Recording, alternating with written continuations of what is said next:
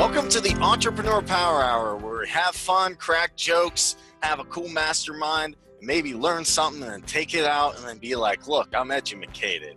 I got that there information. You said master. You said master, Kareem. I know. All right, so today's topic, being a side hustler. No, it's not what you think. I'm not going to be like on the street corner being like, hey, man, got these cheeseburgers, man. It's going to be sophisticated side hustling. Because today we have an interesting topic. We're going to talk about, get ready for it, side hustler's dream. 5 ways to make money as a side hustler. And this was. Why do we have Snoop Dogg on our freaking panel? That's fine. I like Snoop Dogg. That's hilarious. Is he really here? Yes, it is really. We got that famous that quick. What, you didn't believe? I did, but I'm like, well, I don't think that's him. I think that's a streamer. He's not saying anything. Anyway. Well, he's saying stuff, but it I doesn't think come that's through. somebody playing a video or streaming a video in the background. I don't know if that's really somebody else. So anyway. If it is, what's up, my nizzle? All right, 5 ways. You're a side hustler. What do? You're trying to make some money online, or you're trying to make some money offline, trying to figure this whole thing out. How do I get cash and how do I do it legally? Because we're all about doing it legally. So the first point I'm going to throw out there, outsource what you don't know. Imagine that. Now, Cedric just gave me a thumbs up. I didn't know Shopify that well. I mean, I can navigate, I can change some text stuff. I'm not a Shopify expert by any means, though. I can get lost, I can do goofy things. I'm better on WordPress. But we just outsourced it to someone who we really trust. And now it's going to make a big difference, as we'll see in next week's show. But for this week, I want to throw out, have you ever had an issue that you didn't know, and we had a previous discussion on this, but we can revisit it, and then you had to outsource it? Because sometimes, hey, you can't do everything. We'd like to be, but like this article, he was trying to build a website in HTML, but he didn't know how to. So I'll throw that out there. Oh yeah, the author was trying to build an article or an HTML. Yeah. Well, you and I have had to outsource plenty of times. For different services we've needed people to provide for us.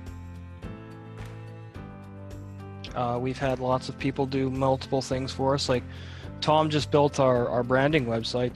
That's really cool. I mean, we had to outsource that. We didn't know how to do any of that stuff, how to set up a proper Shopify store, that kind of thing.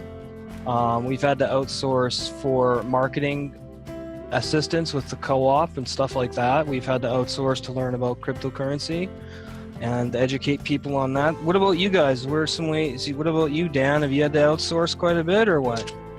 Like WordPress, any project that you kind of didn't need to, get help on? I haven't had that privilege yet because I haven't gotten to that level yet because of some ups and downs going on in my business. But eventually I would like to be at that level. But I know that like you guys have outsourced a little bit to like Fiverr and stuff, things like that. And there are probably other sites. There's another site I know that's kind of like Fiverr, but it's I can't think. Upwork, Elance. No, they're kind of along those lines, but it's even Odesk. Odesk. Oh, Odesk. That Okay, I've never heard of it actually. Odesk, is one that's a lot of people use, and it's a little more expensive, and I think you have to buy a subscription or something to them. Whereas with Fiverr, you can get on, any whatever, and you can go find somebody, you find relatively decent, but they make their volume by the number of people they deal with. Whereas I think in Odesk, they have different pricing structure. Okay. So what kind of different prices do they have with Nodesk? Or I Odesk, I mean. Oh, yeah. I don't know. I haven't really looked at it. But there are other sites where I've used stuff to get my stuff out there better. One's, oh God, I haven't used it in ages, but it had a subscription.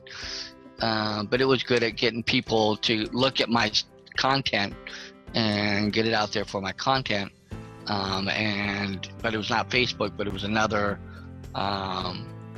site that would actually have people look at your stuff and things like that, and it has a subscription to it too. So there are things out there. Big or Absinthe or? No, it wasn't any of those. Oh, I'll look at my stuff, see if I can find it in my notes. I'll let you guys know. Hang on. Okay.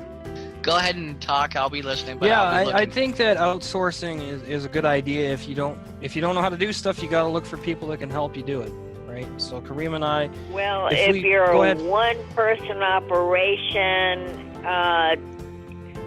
it does help you free some time up if you outsource the insignificant stuff, what I call no-brainer stuff. Such as mass mailings or communication stuff. Okay. I try to do my blogs and my research to do it myself and do this personally. But if it's a mass mailing or a campaign that's pretty much on autopilot advertising, I have outsourced that. Okay. Yeah, I've done that. Cool. I've done the same thing with my blogging and stuff. I use Aweber and can blast that out to people on my list and stuff and things like that. Mm-hmm. So that makes it easier rather than having to go through my personal email and do it that way. I just have Aweber as my autoresponder, and I can blast stuff out to my list very quickly and very easily. Yeah, that helps a lot. And I'm a firm believer in The Tooth Fairy? making an agenda. Yeah, the Tooth Fairy, Santa Claus, and What about the psychedelic the Easter Bunny. Because, he might Yes. bring you some pretty fun, trippy snacks once in a while. You got to believe in him, too. Oh, yes. I pray to the Easter Bunny for the trippy snacks. You know that Trix rabbit? I always wondered if he was on crack. Because he would, get so hyper when he was giving those kids cereal. And their eyes would just light up and glisten. And I'm like, what the hell are they putting in that cereal? Silly rabbit. Really? Tricks are for kids. It's like, no, I really don't think that rabbit's right in the head. I don't know. What's he giving those kids? Yeah, you definitely have to find the right people for providing the services that you need. Kareem and I learned all the video editing from scratch. That's just a lot of putting our heads together, and Kareem researching different video platforms, and then me looking up different video platforms. I'm entirely self-taught with everything that I've learned so far. So there are really good video creation programs out there where you can just start dragging and dropping stuff to your canvas and start putting images on the screen, text, that kind of stuff, animations.